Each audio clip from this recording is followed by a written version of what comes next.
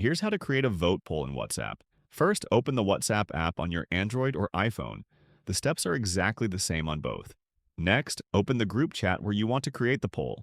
Inside the group chat, tap the plus link icon next to the message box. A menu will appear with several options. From this list, select Poll. Now, start by typing your question.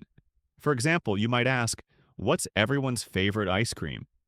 After that, add your answer options, such as chocolate, vanilla, and any other choices you want. You also have the option to allow multiple answers if you want people to select more than one choice. If not, simply leave that option turned off. Once everything looks good, tap Send. After the poll is sent, you can tap on it to view the votes. You can vote yourself, see how many people voted for each option, and check who voted for what. If you change your mind, you can always change your vote, and other participants can do the same. That's it. You've successfully created and used a poll in WhatsApp.